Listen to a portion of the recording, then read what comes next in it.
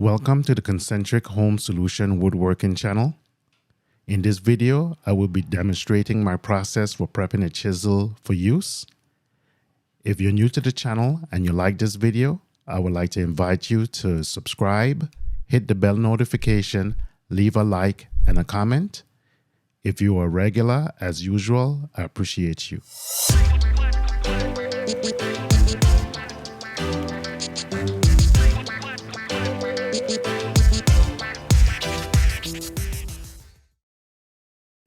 After cleaning off the chisel with some alcohol, I apply some marks with a Sharpie so I can monitor my progress. The first step in the process of sharpening the chisel is flattening the back. You don't have to flatten the back of the whole chisel, but I normally do because I use my chisels for paring.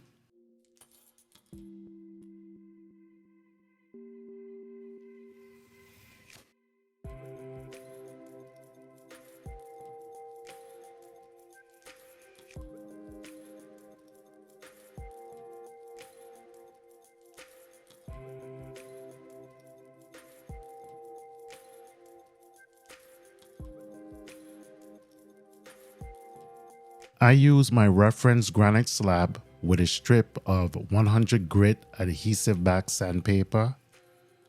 Note my technique. I apply even and moderate pressure to the top of the chisel while using my finger as a stop so I don't ride up the back of the chisel. I continue this process until all of the Sharpie is gone.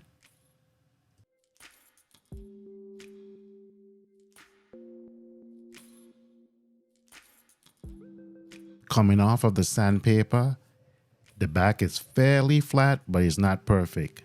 So I move on to my diamond stone, starting with a 300 grit.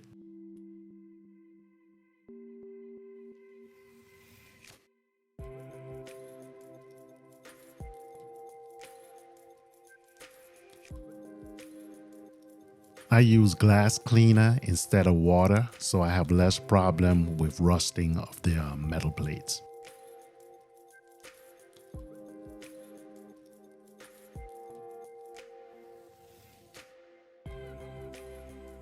Using the Sharpie at each step is not necessary because you would see the scratch mark patterns and the sheen of the chisel change as you go through the various grit, but if it helps, it helps.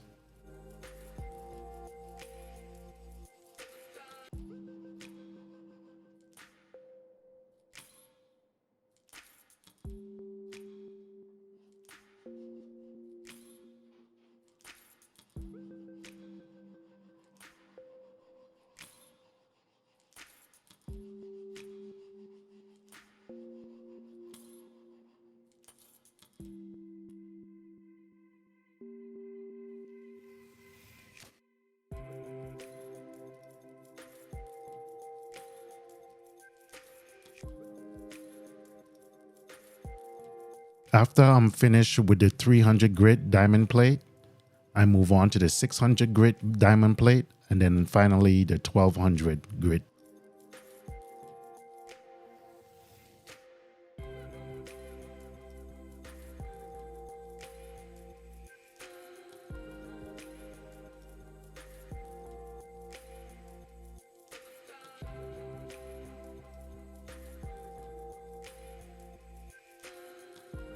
After I'm done, I use a piece of wood to remove the burr that developed on the bevel side of the chisel.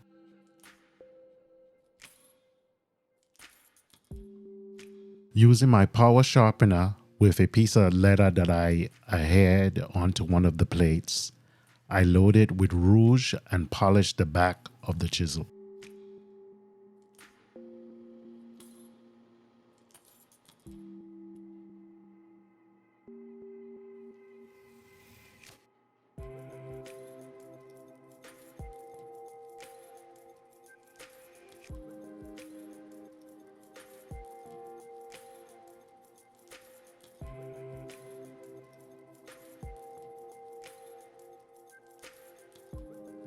If you don't feel comfortable doing it this way, please don't.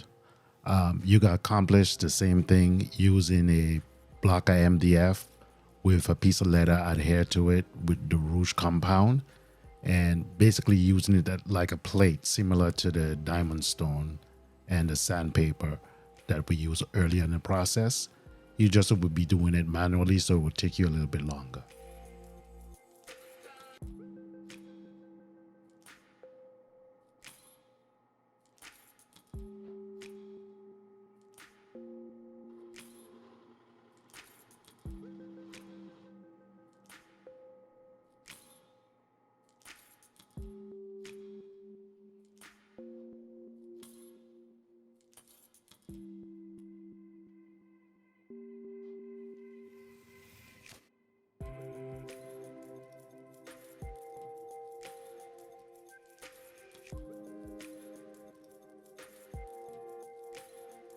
Flattening the back of a chisel may take some time and some effort, but the good thing about it is you only have to do it once.